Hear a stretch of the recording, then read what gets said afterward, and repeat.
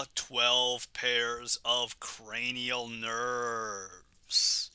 So, the 12 pairs of cranial nerves are basically nerves that are going to exit your brain, mostly from the brainstem.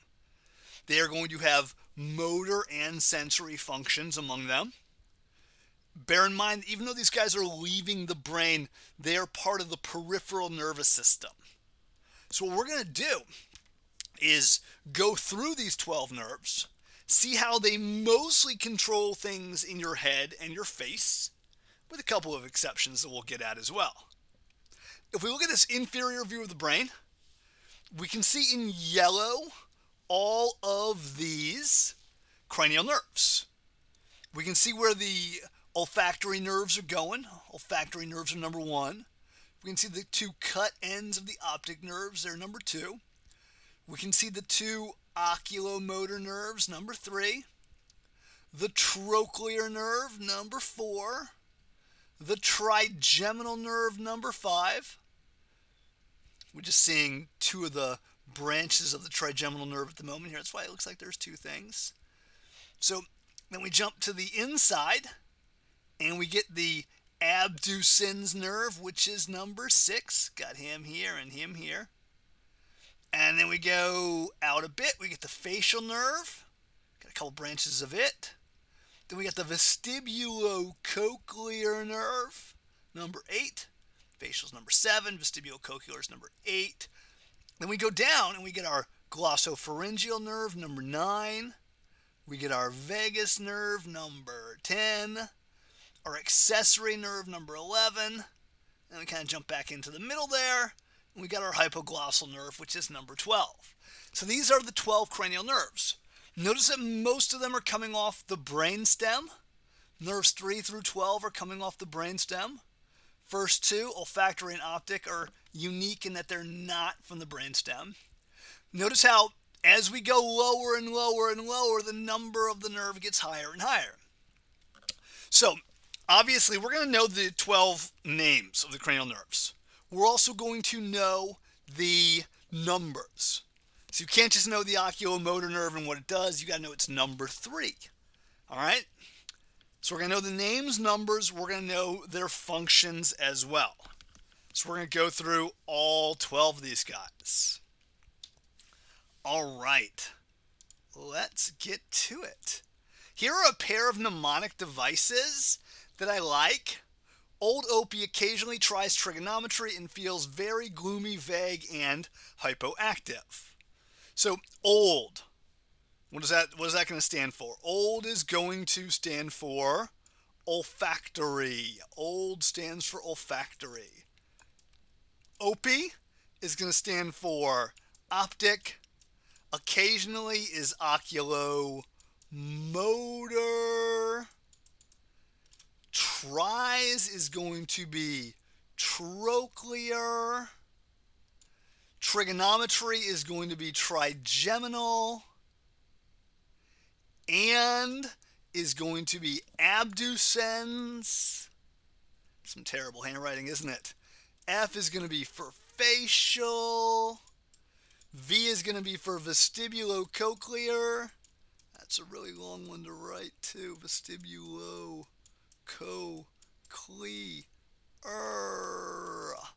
Gloomy is glossopharyngeal. Vague is for vagus. I'm getting a little ahead of myself here.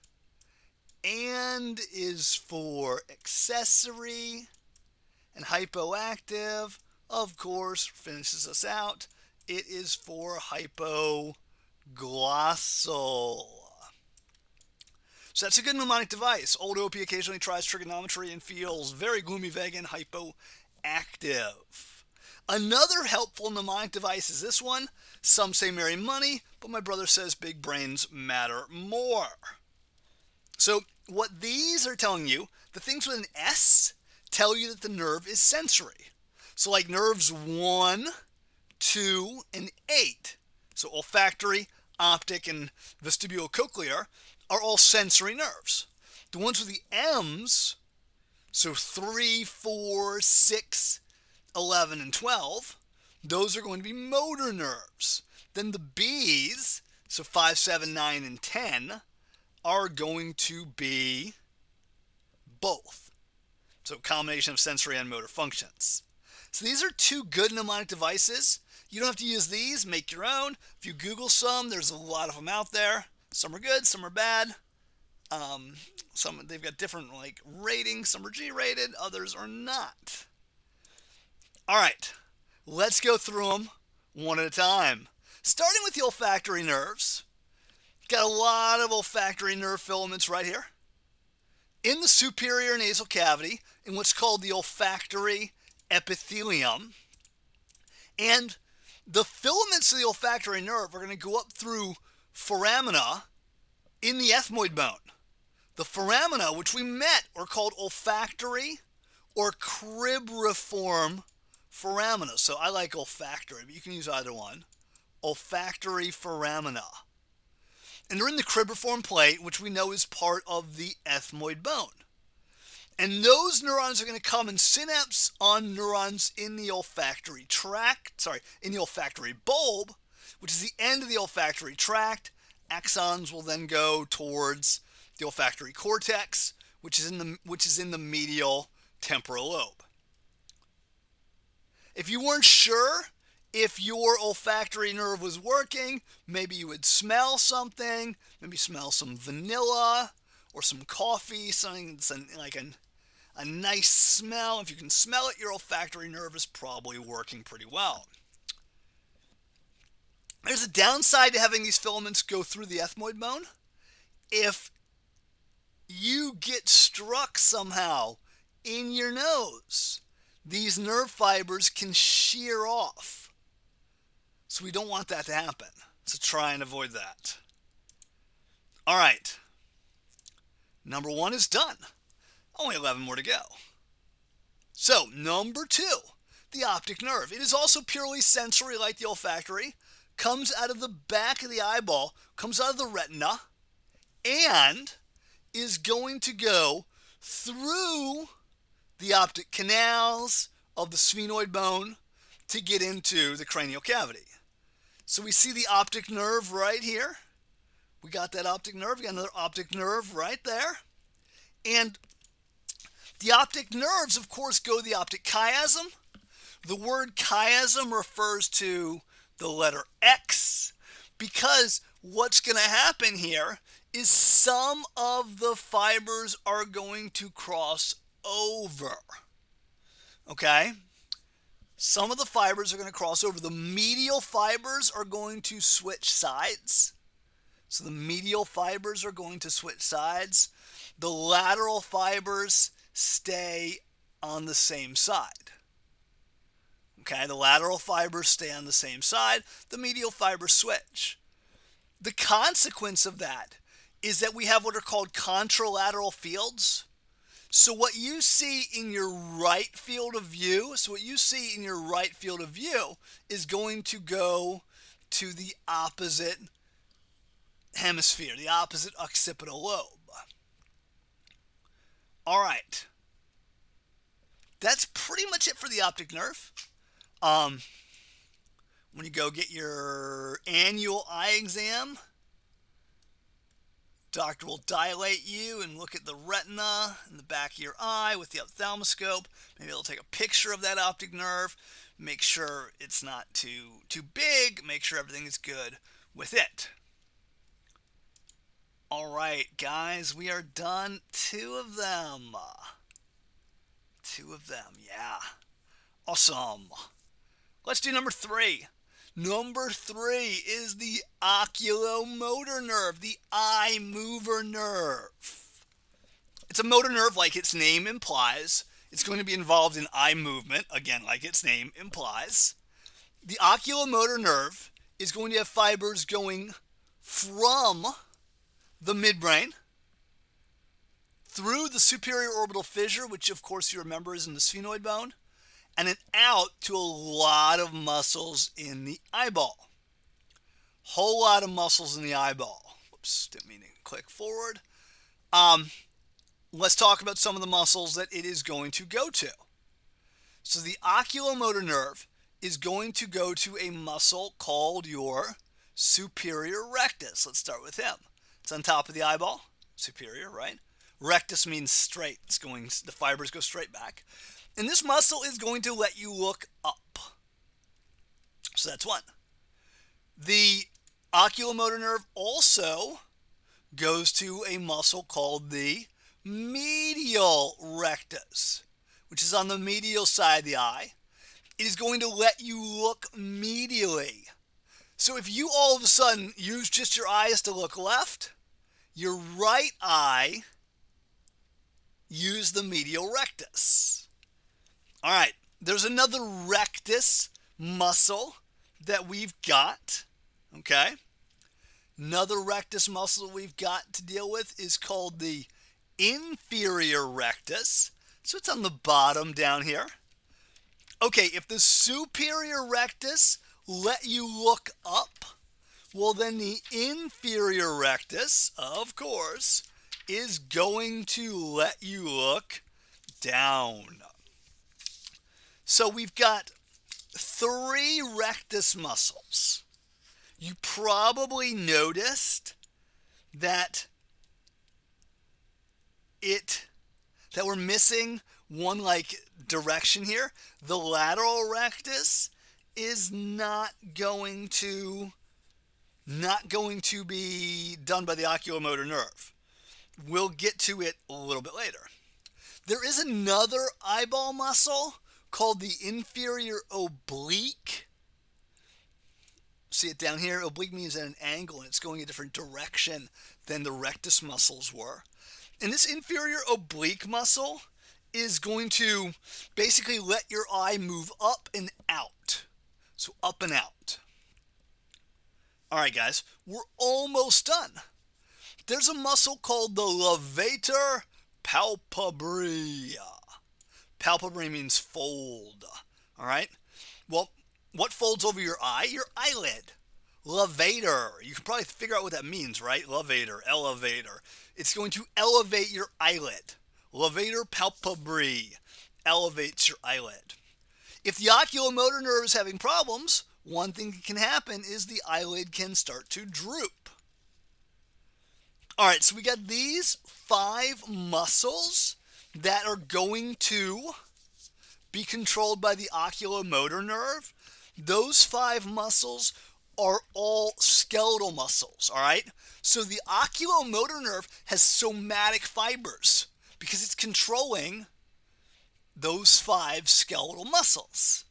However, there are also smooth muscles, okay? There are smooth muscles in your iris, okay? In your iris, you are going to have and by the way, do you know what the iris is? It is the colored part of the eye around the pupil. It's the colored part. The brown in this dude, the blue in this kiddo here, kind of a blue-gray. The iris has a muscle called the pupillary sphincter. And we don't see it on our picture here. Pupillary sphincter. Sphincter muscle is generally a ring-shaped muscle. The pupillary sphincter muscle is going to constrict your pupil. So, if you shine a bright light into your eye, and you can do this at home, you can get a flashlight, get a pen light, or use a light from your cell phone, and shine a light into your eye, and look in a mirror as you do this, you should see the pupil constrict. It's constricting here. It's getting smaller. Basically, the brain is saying, hey, I don't like all that bright light. Let me constrict. Now, what's kind of cool is when you shine light into your right eye, both your right eye and your left eye should constrict. Remember, you've got that crossing over that happens at the optic chiasm. So this is a parasympathetic thing, okay?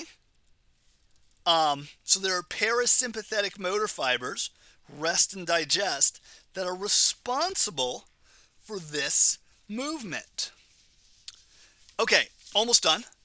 So we got the 5 skeletal, and we've got 1 smooth muscle so far. Let's do another smooth muscle. There's another muscle called the ciliary muscle. We got a sagittal section of the eye, and we see a ciliary muscle above and below.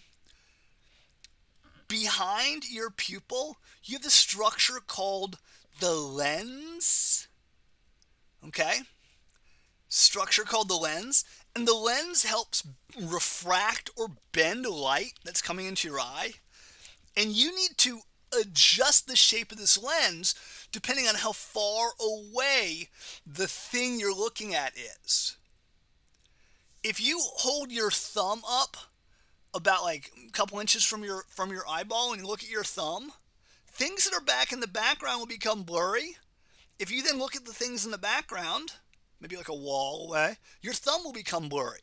This is because you're adjusting the shape of your lens to change how you bend light so that you can be either looking at something close up or far away. So when this muscle contracts, so when the ciliary muscle contracts, the lens gets rounder, it gets thicker, and it's for close-up vision. So oculomotor nerve causes the ciliary muscle to contract, the lens gets more thick, and that is for close-up vision. Okay? When the muscle's relaxed, then the lens flattens out, and that's for distance vision. Now, one thing that happens as you get older, eventually your ability to change the shape of the lens starts to diminish. So as you get older, the lens tends to stay thin. You can't make it get spherical anymore. So what do people have to get when they get old? When they get older, say maybe they're in their 40s or something, super old like that. And what do people need to get, right? They often need to get reading glasses because their lens is stuck in this position. It can't change to the shape that's needed for close-up vision. All right. Let's see. That's pretty much it. This is parasympathetic again. So for the oculomotor nerve, we had a bunch of muscles. We are going to know the 5 skeletal muscles: medial rectus, superior rectus, inferior rectus. So the 3 rectus, the oblique, and the levator palpebral. Then also the pupillary sphincter muscle and the ciliary muscle for the lens. Okay. Awesome. If you were testing this, of course, maybe somebody has double vision. That can indicate a problem with this nerve. If the eyes weren't, coordinated, like tracking properly, you want your right eye and your left eye to do the same thing. We talked about the eyelid droop. If you can't constrict your pupil, those are all indications that the oculomotor nerve ain't working right. All right, cool. 3 nerves done. 20 minutes in. So only 8 more nerves to go. No, 9 more nerves. 9 more nerves to go. Dang, it's going to take us even longer. All right, number 4, the trochlear nerve. It's a motor nerve. It's a weird nerve. All right, because it is the only nerve coming off the back of the brainstem. So olfactory and optic, they are not coming off the brainstem at all. But the other 10 come off the brainstem. And all of them come off basically from the front or the side. The only one coming off from the dorsal brainstem is the trochlear nerve. And I think that's because in a lot of animals, not a lot of animals, but in some animals, like I'm thinking reptile snakes here, the trochlear nerve goes to the pineal gland, which is also in that dorsal direction.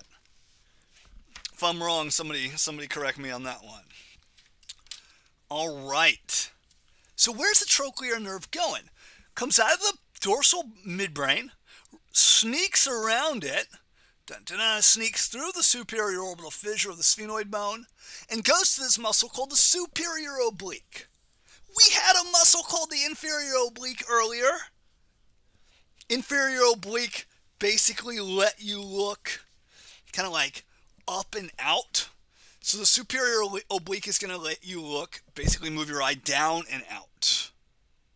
Skeletal muscle, so somatic nerve fibers here, that's it. That's it for the trochlear nerve.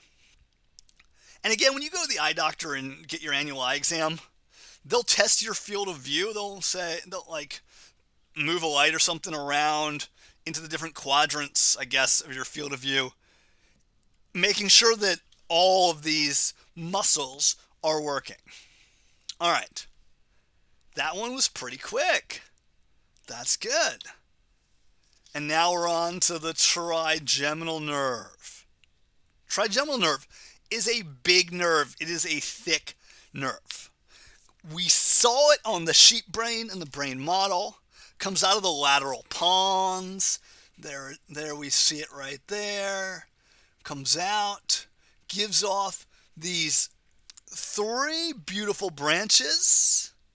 All right, there's 3 branches. There's an ophthalmic branch. There's an ophthalmic branch. Forgot an H in there. I always forget that other H. O-P-H-T-H. Ophthalmic branch. There's a maxillary branch.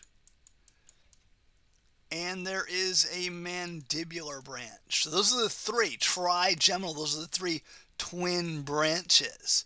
Ophthalmic, maxillary, and mandibular. Now, one of the main jobs of the trigeminal nerve is to get sensory information from the face. So by sensory information, I'm talking about the 2 T's and the P, touch, temperature, and pain. Okay? The ophthalmic division, we're thinking basically eye, forehead, plus also your meninges. Kind of crazy. Your maxillary, we're talking about the cheek. We're talking about the nasal mucosa, the palate, the gums, that sort of thing. Meninges too, by the way. The mandibular branch is going to get sensation from the chin, lower jaw, lower teeth, even some from the ear out here, plus from the anterior tongue. And by the way, that's not taste. We're not getting taste from the anterior tongue. We're getting things like pressure and temperature and pain. So if you bite your tongue, we're thinking trigeminal. Taste is going to be carried by different nerves. So these are all sensory functions that I've been doing here with you. There are also motor functions. The trigeminal nerve is going to be involved with controlling muscles of chewing. It's going to control chewing muscles. We can see one of the major chewing muscles right here. That muscle is a very strong muscle. It is called the masseter.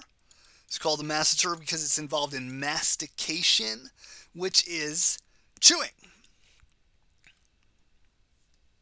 All right. That's not the only muscle, though. I think I have a picture of some more muscles. I certainly hope I do. Let's see. Yes, I do. I see the masseter here again. I also see another muscle up here in the temporal region. That's the temporalis. Comes down and grabs onto that coronoid process of your mandible. Another important chewing muscle. There's also some muscles that I don't have a picture of, but are involved in chewing. They are called the pterygoid muscles. Think about like grinding your teeth. The pterygoid muscles are going to obviously grab onto the pterygoid processes of the sphenoid bone. Okay, so let's sum up our trigeminal nerve. Cranial nerve number 5. It is going to be a mixed nerve, sensory and motor functions. It is going to come off that lateral pons. It is going to have three branches, right?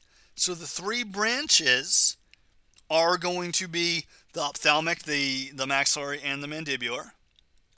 It is going to get a sensation from the face. So sensation, we're talking pain, we're talking touch, we're talking temperature. And basically the ophthalmic, and then the maxillary, and then the mandibular region.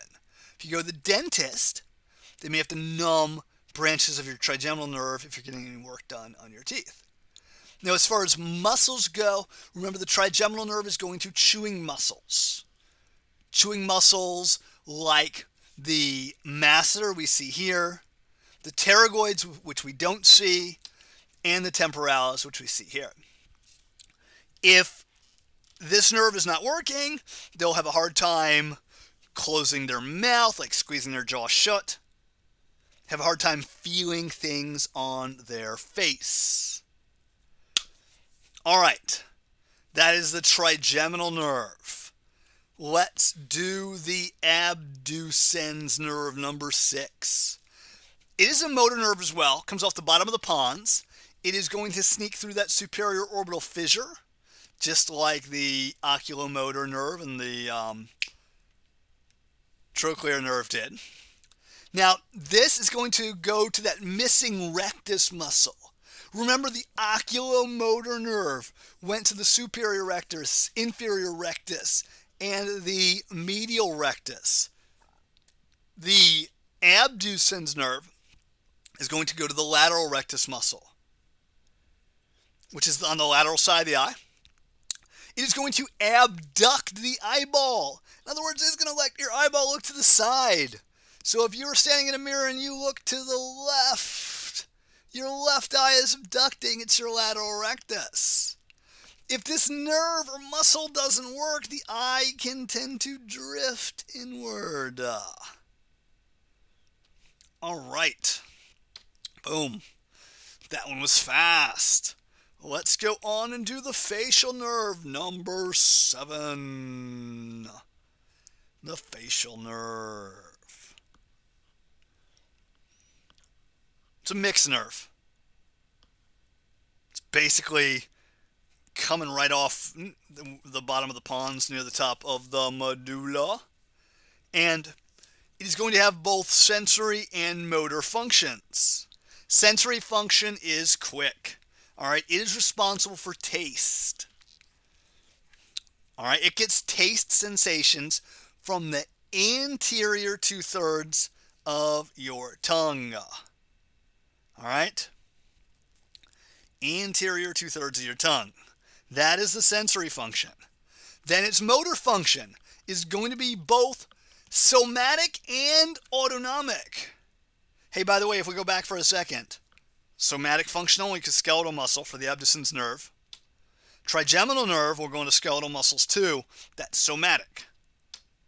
The facial nerve is going to have both somatic and autonomic function. All right? Autonomic function, okay, because it is going to go to glands. So what glands? Well, your lacrimal gland. Your lacrimal gland is up in the lateral corner of your, superior lateral corner of your eye. The lacrimal gland lets you lacrimate, which is going to, of course, mean you are crying. The facial nerve also goes to 2 of your salivary glands. You have a big salivary gland pair under your tongue called the sublinguals, and another pair deep to the mandible called the submandibulars. And these 2 guys are controlled by your facial nerve. So lacrimal and 2 of our big salivary glands. So that is an autonomic function. But then there's also a somatic motor function as well. Of course, somatic means we're going to skeletal muscles. We're going to go to skeletal muscles of the face, but the ones that are not involved in chewing. So I like to think of this as muscles of facial expression. A couple of them we should be aware of. The orbicularis oculi, which goes around your eyeball. Think about like squeezing your eye shut, winking. So if you wink, if you're winking with your left eye, you're using your left orbicularis oculi muscle. Orbicularis, think about orbit around oculi, around the eye. There's also an orbicularis oris muscle, which goes around the mouth. Think about making like a kissy face with your lips, or an O, like a very small O, like you were whistling. What else? There's a muscle called the zygomaticus major. We see it right here. That is a muscle that is involved in pulling your superolateral corners of your mouth superiorly, like you are smiling, as I am doing right now. I'm using my zygomaticus major muscle. Okay, so know those. There's a lot of other muscles here. We're not going to do any of the others right now. If for some reason the facial nerve is not working because of perhaps a viral infection or some other reason, then the muscles on one side are not going to have that normal tone and they can droop. Okay? So if you can blink, if you can wink, if you can squint and smile, your facial nerves are probably working. All right, guys, 7 down, 5 to go. Next up, number 8. This is our third and final nerve that is purely sensory. Number 8 is the vestibulocochlear nerve. Sneaks in right towards the top of the medulla, bottom of the pons. It's coming from two structures, okay? Coming from two structures. The two structures it's coming from are both in your inner ear. They're basically is a hearing structure and a balance structure. The hearing structure is this thing called the cochlea. Cochlea means snail. You can see that aspect of it right there. This is where you have the tiny receptors that are excited by sound waves. Sound waves shake them. Action potentials then travel on the cochlear portion of this nerve towards your brainstem. The vestibulo part, vestibulo refers to this thing called the vestibule, which is part of your apparatus in your inner ear to determine the position and acceleration of your head. There's also structures called semicircular canals, beautifully arranged in like the X, Y, and Z axes, so we know where our head is at all times. So these guys, the semicircular canals of vestibule, are these fluid-containing structures, and when you move your head, when your head position changes, the fluid flows in these guys, and it excites different neurons in different places, giving your brain an idea of your head position. So, hearing and balance, cochlea for hearing, vestibule and semicircular canals for balance, vestibulocochlear. All right. I could say a lot more about both these guys, but I'm going to refrain from talking about them. I want to talk about roller coasters and car sickness and all sorts of things, but I also want to finish this lecture in a, not a crazy amount of time. Number 9.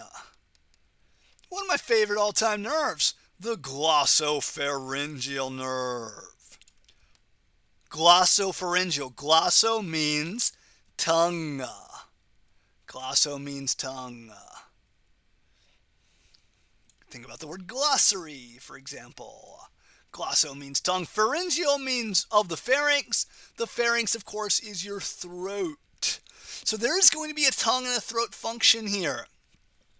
It is a mixed nerve, so it's going to have both sensory and motor functions. Let's do the sensory functions first. Shall we? The primary sensory function are two.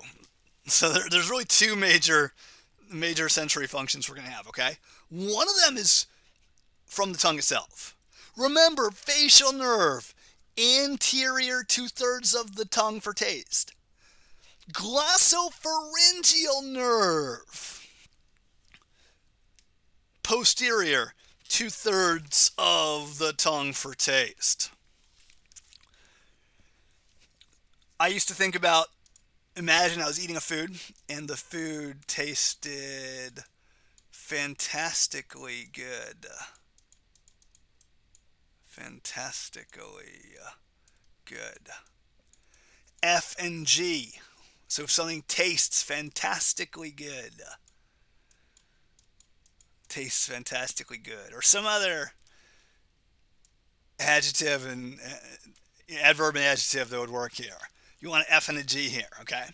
Something tastes fantastically good. It's your facial and your glossopharyngeal nerve. Well, what's the first one? Fantastically, right? F, facial. Second one, G, good. Glossopharyngeal. Front 2/3, back 1/3.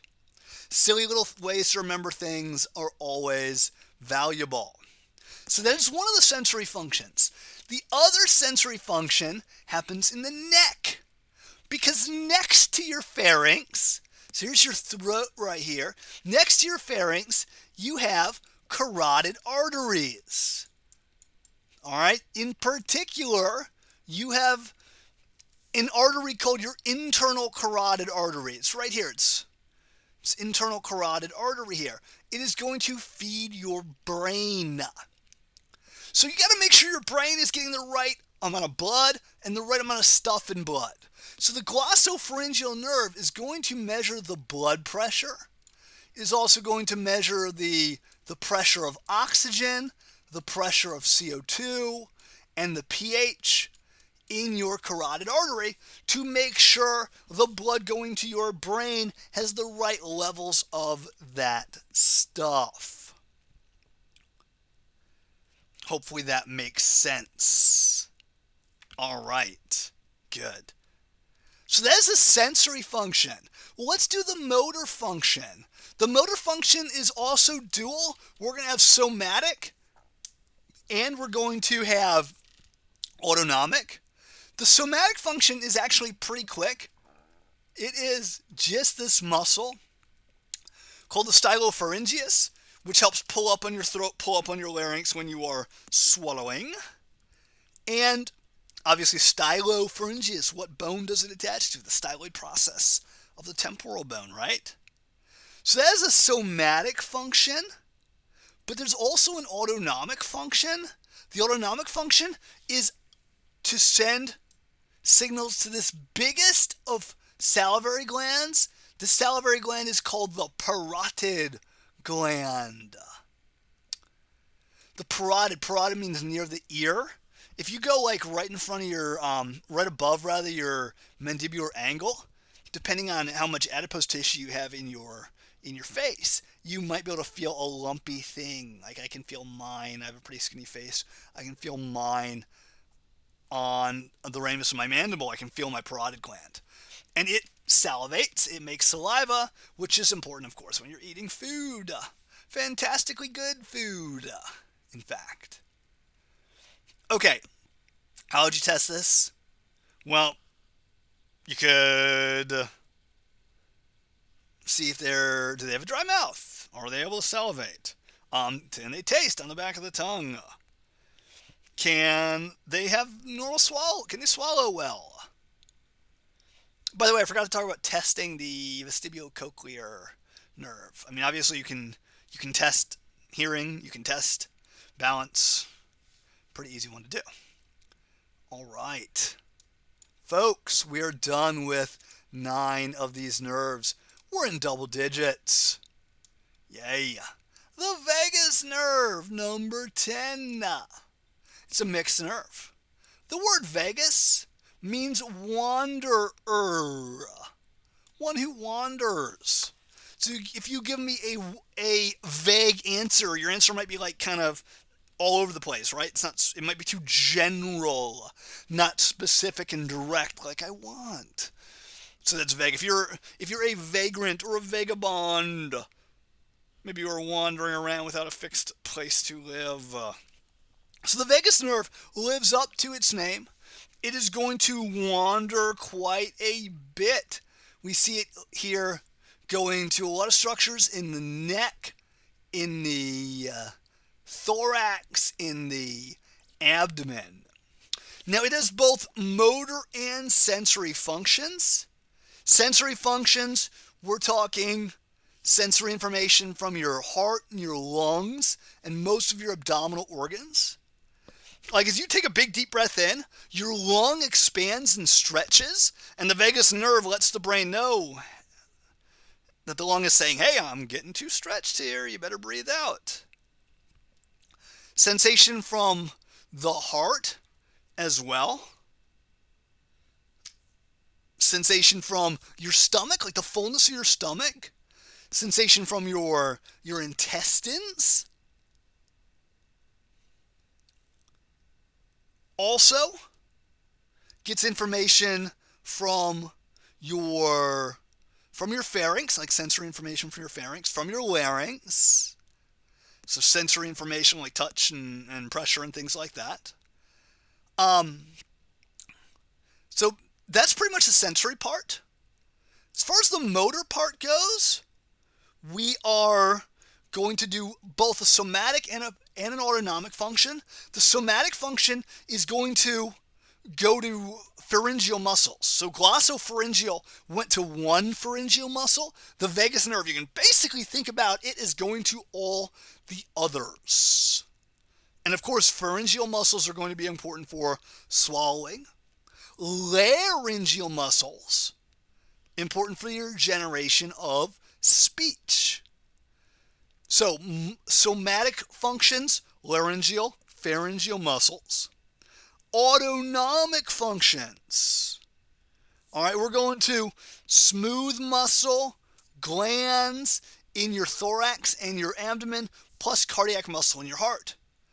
Your vagus nerve is going to carry parasympathetic fibers to your heart, so it's going to slow down your heartbeat. Is going to relax the smooth muscle in your airways. I'm sorry, did I say relax? I meant contract. It's going to contract the smooth muscle in your airways, making your airways more narrow. It is going to cause smooth muscle in your stomach and in your intestines to contract so you can do peristalsis and move things along. It is going to go to the glands in abdominal organs to cause them to secrete. It's going to cause your gallbladder to contract to release bile, your stomach to make gastric juice, your intestine to make intestinal juice, your pancreas to make pancreatic juice. Of course, it's leaving the medulla oblongata up here. We can see that where it comes out. Testing it, well, does the person have difficulty swallowing? Do they have voice problems? Do they have problems moving food through their gastrointestinal tract? All could be indicative of vagus nerve issues. I'd like to talk more about the vagus nerve. There's all sorts of cool things about it. If you take A&P2, maybe you'll take A&P2 in the next semester. I don't know if I'm teaching A&P2 or not. I gotta figure that out. If you're taking A&P2, you'll learn more about the vagus nerve because you're going to go through heart and lungs and digestive system and all that good stuff. All right, two more. And the last two, folks, they are easy. Yay! Number 11, the accessory nerve. Mostly coming off your cervical spinal cord. This is kind of contentious. Some people say it's all off the cervical spinal cord. Others say there's also part from the medulla. Probably both. Mostly off the cervical spinal cord. Fibers go up through the foramen magnum, then sneak out, going back to the neck and to the upper back. This is a motor nerve. It's a somatic motor nerve. It is going to contract two major important muscles. Do me a favor, shrug your shoulders up. All right, like you're saying, I don't know. Like you're like, oh, I don't know. And when you shrug your shoulders up, are using this big diamond-shaped muscle in your upper back. If you squeeze your shoulder blades together, using that same muscle, this diamond-shaped muscle is called the trapezius. Anytime you're doing an elevation of your shoulder, you're using your trapezius. So if you're in the gym and you're doing some shrugs, you're doing some power cleans, you are using your trapezius. It is innervated by your accessory nerves.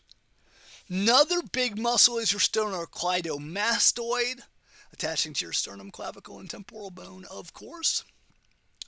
If this is a muscle that is going to flex your neck and also turn your neck to one side. If you look in a mirror and you turn to the left, you can probably find your right sternocleido muscle bulging out, especially down near your clavicle. You can probably find it. So, sternocleidomastoid, trapezius, they are going to be the major muscles innervated by number 11, your accessory nerve. All right, guys. Fantastic situation here. We got one more nerve to go, and it's an easy one. It is the hypoglossal. Coming off that medulla, going towards the muscles of the tongue. You have muscles like literally within your tongue, okay, which I'm using right now to change the shape of my tongue as I talk. But then you also have muscles that are more outside your tongue. So if you're like going to stick your tongue out, if you're going to move your tongue around in like big movements, and all of these guys are controlled by your hypoglossal nerve, hypo under, glossal tongue, and we can see it going to a lot of structures inferior to the tongue. Fantastic and awesome. Guys, we've done all 12 nerves. This is a drawing of a person. Well, really, it's their face, or their head, their arms, their torso. Well, not really their arms, their head, shoulders, torso. How do you think they drew this? How do you think they drew this? They drew it out of numbers. Look, there's a 4, there's a 2, there's an 8, there's a 1, a 9. So let's see if we can find them all. There's a 1, there's a 2, there's some 3s here, there's a 4 here, there's a 5, look at that 5. There's a 6 on the outside of the eye.